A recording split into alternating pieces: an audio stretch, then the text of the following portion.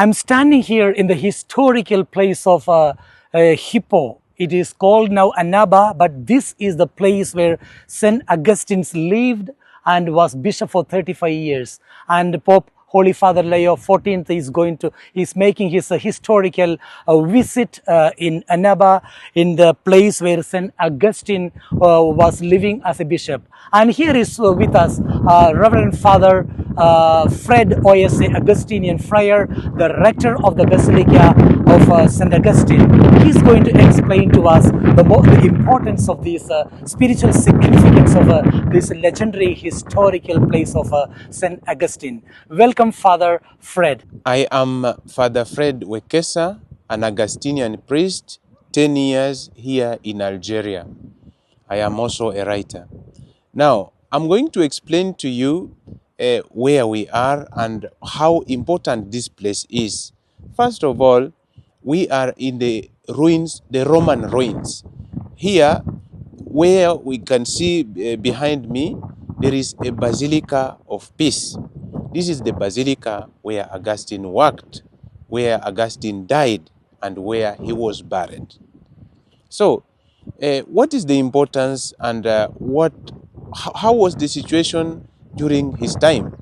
First of all, history teaches us that there were some things here. For example, the library. It was here that included the books that he wrote. And also, we have, of course, the church, the sanctuary, which is the Basilica of Peace.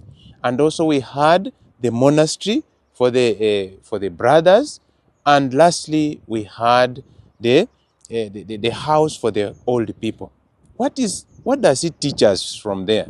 It teaches us that Augustine insisted on two things. One is spiritual nourishment. And this spiritual nourishment was from this basilica. So apart from that, the brothers were also encouraged, and he himself, he had the library that was here, so that it was used as intellectual nourishment. And after that, of course, the third element, which is important, is to share what you have gained, the spiritual nourishment, to share with the old people, to share with the less fortunate in the society. So, with the coming of the Vandals in 425, 426, Augustine died 430, August 28. But how did we get the books and other materials after that? Some books were banned, but then there is some were taken also by his followers, especially the brothers who went with it in the other side of the Mediterranean Sea, mostly Europe, and therefore we got these books in the libraries in Europe, and the famous book that is well known, of course, is the Confessions. And in these confessions, he talks of how the grace of God was able to lead him in the past. It's not about confessing his sins alone, but it is about connecting the dots, connecting the grace of God in his past life, and he's very grateful of that. And also one of the books that he wrote, of course, after the fall of the Roman Empire, is the City of God, whereby he addresses the aspect of not blaming the Christians for the fall of the Roman Empire, but it is God who created us, and therefore religion does not make us maybe sin, therefore we are punished, but it is God, who knows everything, who knows our destiny. Therefore, there's no need to blame one another for the fall of the Roman Empire. Then the Trinity, of course, and it is here really when he was walking along the sea, the famous story that is known about a little child trying to fill some water in a small hole. And therefore, Augustine learned that it is not possible to understand the Trinity with our small head, with our own limitedness. So he wrote the Trinity, and after that he said, I don't know even what I have written.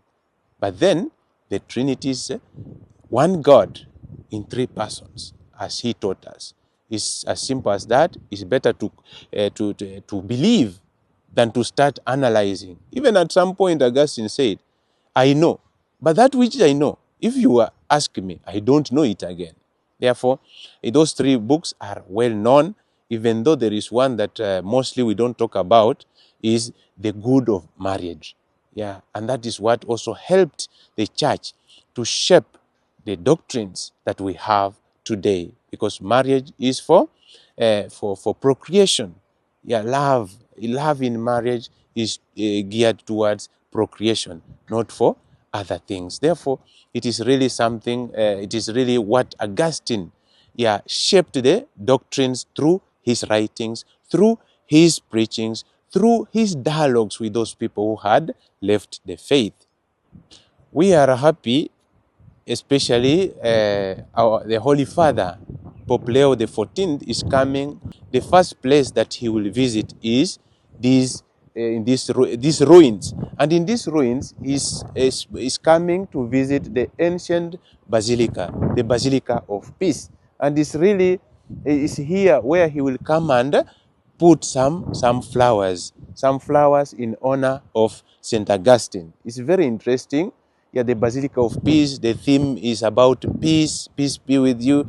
So, in fact, he's walking on the footsteps of St. Augustine through his words and through his actions. So, after after putting the flowers there, he will climb up there to be able to give some address to the people who would have gathered here. So, this basilica is very important. It belonged it was there during St. Augustine, and really it exists up to now. Here we have also in this basilica, we have the cathedral that is inside there. Yeah, then we have, of course, the three aisles. Yeah, we have the central, then the two sides. Then on the other side down there, we have the baptistry, where they used to baptize the catechumens. After baptism, they could climb and come in the church, of course, after receiving the initial sacraments. Then around there was the library, and also the Christian quarters that is around here, and of course other people who are living around. The sea was just somewhere there. So it's very, very, very important basilica as far as peace is concerned. In fact, it's named that is Basilica of Peace, because when many people came, they found peace through Augustine's trying to resolve the problems that people had at that time.